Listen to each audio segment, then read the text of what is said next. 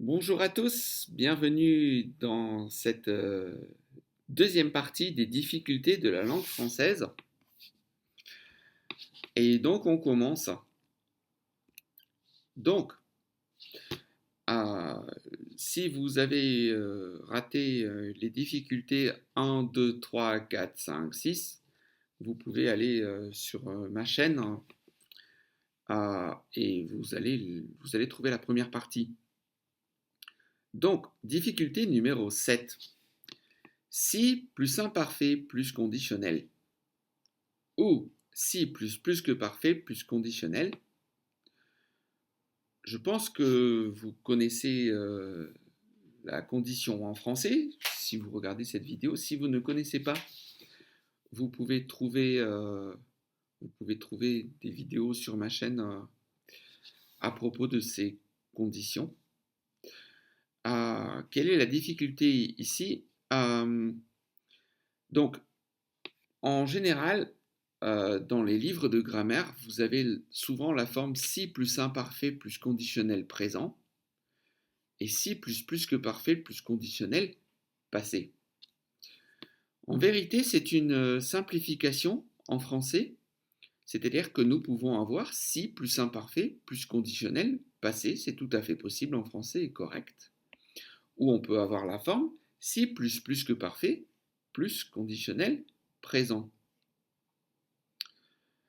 Donc, c'est pas vraiment difficile pour les Français parce que c'est assez évident, je pense, pour eux. Mais pour quelqu'un qui apprend le français et qui consulte des livres de grammaire, ben, il va penser que la forme, par exemple, si plus imparfait plus conditionnel passé n'est pas correcte alors qu'elle est correcte. C'est juste une simplification que vous trouvez dans les livres de grammaire. Par exemple, si tu étais honnête, cette condition est à l'imparfait. Tu lui aurais rendu ses affaires. Ici, la deuxième partie est au conditionnel passé. Donc, si tu étais honnête, ça exprime le présent. Si plus imparfait exprime la condition au présent parce que c'est si tu es honnête en général. Tu lui aurais rendu ses affaires. C'est quelque chose qui aurait pu arriver au passé. La première partie relate quelque chose de général, donc ça exprime le présent, et la seconde partie de la phrase exprime le passé. Pareil pour, donc l'inverse est vrai, si tu avais eu du courage dans le passé, donc plus que parfait, on n'en serait pas là aujourd'hui, c'est un conditionnel présent. Voilà, donc la vraie règle qu'on devrait mettre dans les livres de grammaire serait si plus imparfait plus conditionnel, présent ou passé, et si plus que parfait plus conditionnel, présent ou passé. La forme la plus utilisée ou la plus commune, je pense, c'est si plus imparfait plus conditionnel présent. Si je pouvais, je t'aiderais. Ou si plus que parfait plus conditionnel passé. Si j'avais su, je n'aurais pas changé le papier peint. Voilà, j'espère que vous avez compris que ce n'était pas trop technique. Je prends un peu de thé et on continue. Le thé le matin, c'est excellent, savez-vous. J'ai remplacé le café par le thé le matin. Et je me sens très bien. Je vous conseille de faire la même chose. Bien, difficulté numéro 8. Aussi pour les Français et surtout pour les Français, parce qu'il y a beaucoup d'erreurs en France et chez les Français avec ça. Après que, prend un indicatif, les amis. Et avant que, prend un subjonctif. Après que, ne prend jamais de subjonctif. Donc, après qu'il est arrivé, nous avons ouvert le champagne.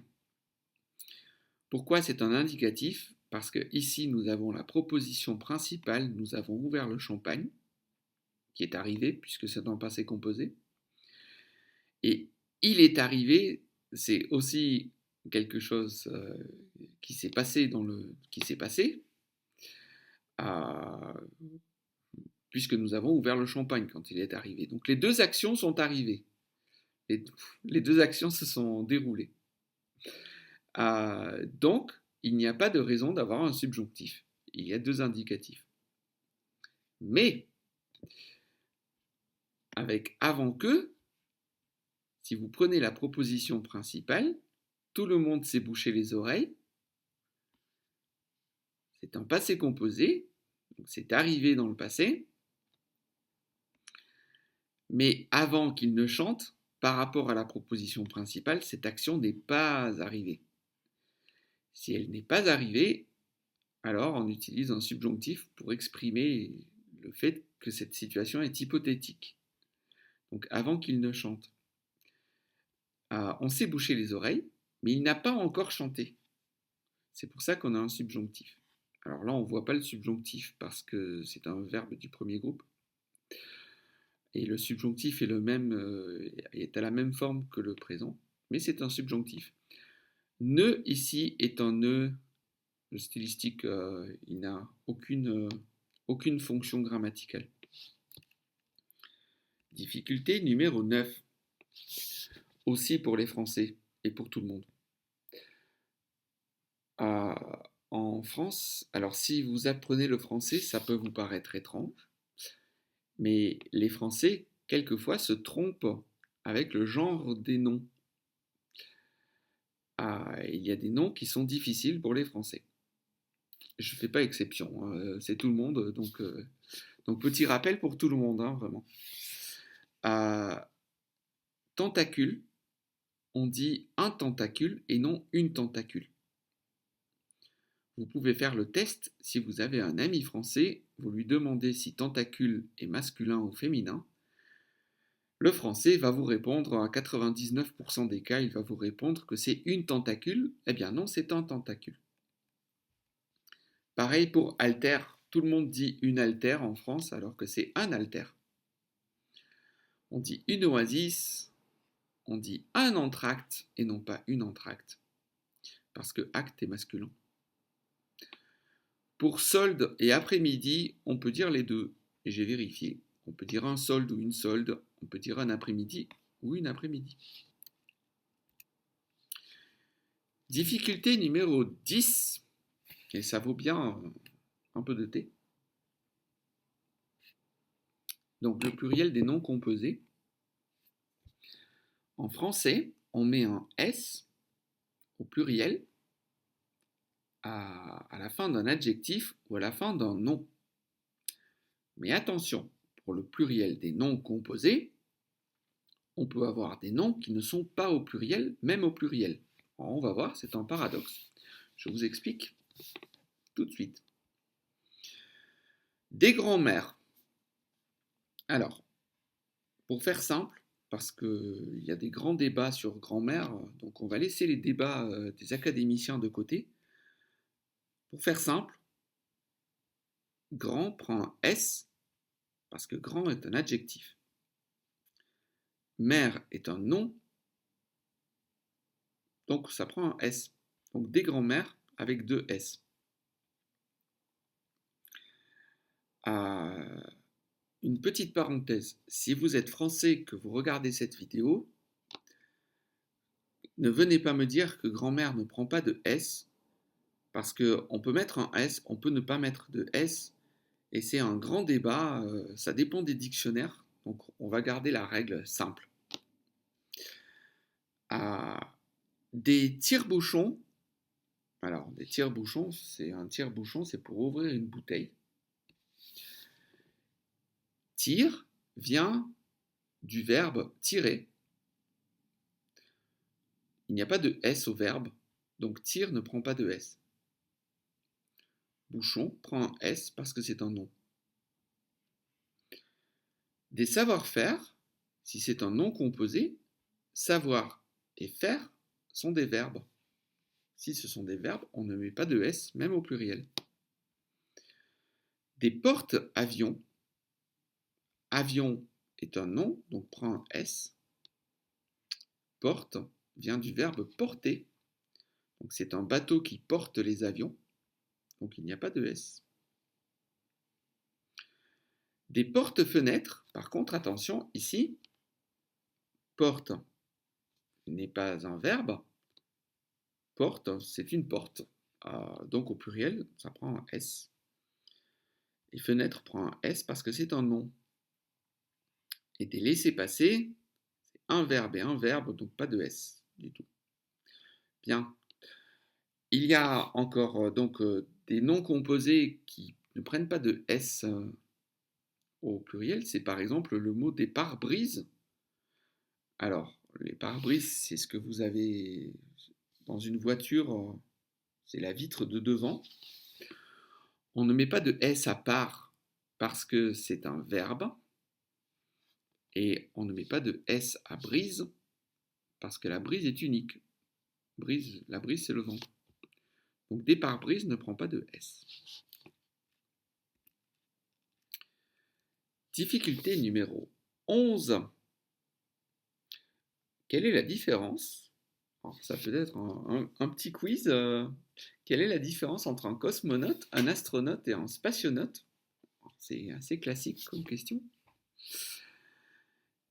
Eh bien, réponse. Donc, vous pouvez mettre sur pause et réfléchir si vous voulez.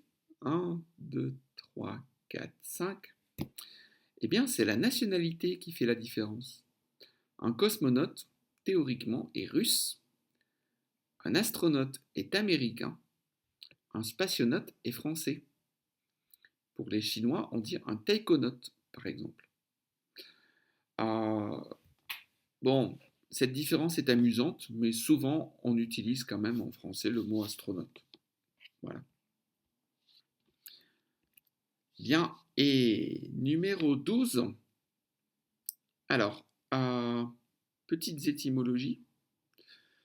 Le hasard. Euh, le, le hasard, c'est si vous jetez des dés, par exemple, c'est un hasard complet de savoir quelle somme, quels chiffres vont sortir. Eh bien, figurez-vous que le hasard vient du mot, alors je ne parle pas arabe, mais al-zar, qui signifiait en arabe le mot dé. Voilà. Donc le hasard vient du mot dé, tout simplement. La canicule. Alors, la canicule, l'histoire de la canicule, c'est les Romains, euh, quand ils voyaient une certaine étoile de la constellation du Chien qui apparaissait dans le ciel, ils savaient qu'il allait faire chaud et donc quand il faisait très chaud, il fallait arrêter de travailler. En français, la canicule, c'est quand il fait très très chaud, c'est plus de 35 degrés et la définition officielle de la canicule, c'est quand la température ne baisse pas, je crois, en dessous de 25 degrés la nuit. Voilà, quand on a une température chaude constante, ce qu'on appelle la canicule. Si vous êtes russe ou si vous parlez russe, le mot canicule a la même idée, existe en russe, c'est le mot caniculi, qui a la même origine. Et là, par contre, c'est les vacances scolaires. Et ça vient de la même étymologie, c'est-à-dire que les gens arrêtaient de travailler quand il faisait chaud. C'est pour ça que ça a donné vacances en russe. Et enfin, le mot compagnie. Compagnie, alors on pense aux grandes compagnies, aux grandes entreprises du monde. L'origine du mot, c'est compagnie, c'est en latin, comme c'est avec, et pani, c'est le pain. Euh, une compagnie, c'est l'ensemble des gens avec lesquels on partage le pain. Voilà. Donc vous ne regarderez plus les grandes compagnies mondiales de la même façon maintenant. Je vous remercie, je suis sur Instagram, je suis sur Contact. Vous pouvez mettre un pouce bleu ou un like à cette vidéo si vous avez apprécié. Ça me fera plaisir. Vous pouvez vous abonner à ma chaîne aussi. Je ne sais pas si vous connaissez les fables de La Fontaine. Alors, Jean de La Fontaine était un écrivain du XVIIe siècle qui a écrit nombre de fables qu'il n'a pas tout à fait inventées parce que beaucoup étaient inspirés d'Ésope et qui mettent en scène des animaux Et il disait, je parle des animaux pour instruire les hommes. Voilà, donc je vous conseille de lire les fables de La Fontaine. Elles sont passionnantes. Je vous souhaite une très bonne journée et à bientôt. Au revoir.